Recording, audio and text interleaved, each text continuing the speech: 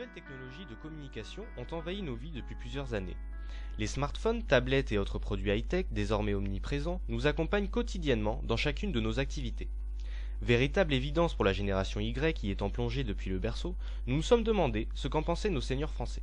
Apprennent-ils à vivre avec, ou préfèrent-ils rester en marge de ces innovations trop éloignées du monde qu'ils ont connu?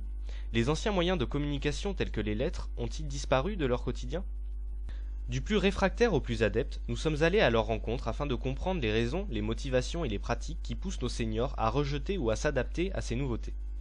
En rentrant directement dans leur quotidien, nous avons compris qu'ils n'appréhendaient pas tous l'innovation de la même façon. Robert, 80 ans, nous a accueillis dans son appartement bordelais au sein d'une résidence spécialisée. Calme mais bavard, Robert nous a avoué se tenir bien à l'écart des nouvelles technologies. Les nouvelles technologies, non, je suis contre, je préfère le contact personnel. Fervent lecteur du Sud-Ouest, le journal reste pour lui le meilleur moyen de se tenir au courant de l'actualité. Il ne souhaite pas s'initier à Internet, puisque selon lui, télévision et radio sont suffisamment divertissants. Il appelle tous les jours Colette et ses partenaires de jeu afin de se retrouver pour une partie de belote. Le téléphone fixe joue pour ces personnes souvent seules un rôle socialisant, leur permettant d'établir et entretenir un lien qui leur est souvent indispensable. Colette, voisine de palier de Robert, fait partie des seniors essayant de s'adapter aux nouveaux moyens de communication, pas nécessairement par envie, mais plutôt par utilité. Elle ne possède pas de smartphone et connaît à peine leur existence. En revanche, l'ordinateur et surtout Internet lui ont permis de garder le contact avec sa famille parfois éloignée. Les moyens de communication représentent ici une solution de secours bien utile mais qui ne remplace pas un véritable contact.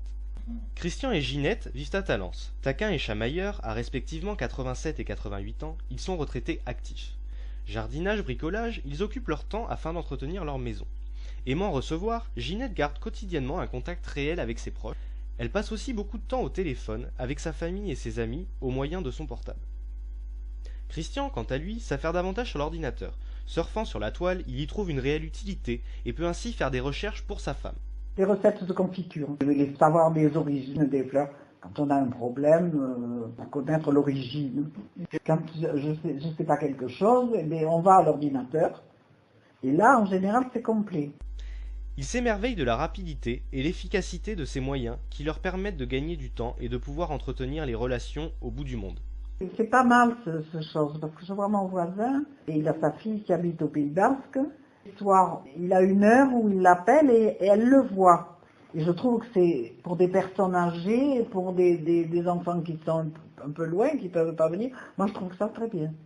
Christian profite lui aussi de Skype pour partager plus de moments avec certains membres de sa famille, se trouvant par exemple en Afrique. Au contraire, certains seniors n'ont pas ressenti le besoin d'amener les nouvelles technologies dans leurs habitudes, leurs proches résidant aux alentours. C'est le cas de Martine. À 58 ans, elle vit avec Patrice dans le Médoc. S'occupant souvent de ses petits-enfants vivant près de chez elle, elle n'a pas eu la nécessité de posséder les nouvelles technologies pour garder contact avec eux.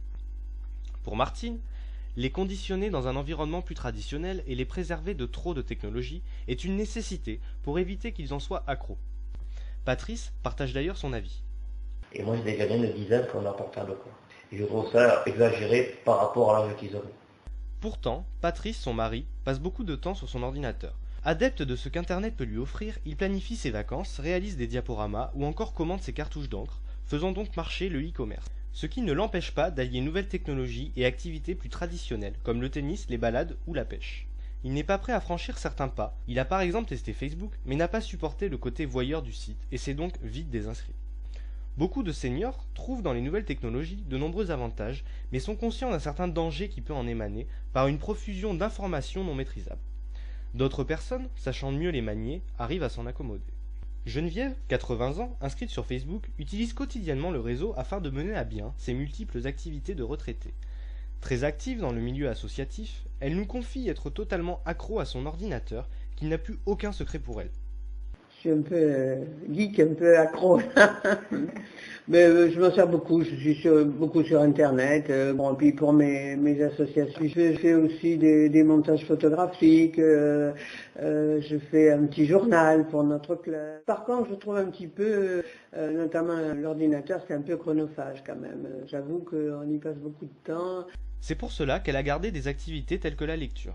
En allant à la rencontre de ces seniors, nous avons pu nous faire une idée globale de leur rapport aux nouveaux moyens de communication. Certains, avides de nouvelles connaissances, aimeraient améliorer leurs compétences afin de pouvoir tirer les meilleures ressources de ces moyens. Tantôt méfiants, tantôt séduits, les avis sont divers, parfois même au sein d'un même foyer. Ils restent automatiquement influencés par leur environnement, leur activité et les personnes qui les entourent. Famille ou amis, à distance ou à proximité, ces nouvelles technologies n'éloignent-elles pas plus qu'elles ne rapprochent? En définitive, Internet permet de dialoguer avec des gens du monde entier. Nos seniors ne seraient-ils pas finalement nostalgiques des bonnes vieilles discussions entre voisins?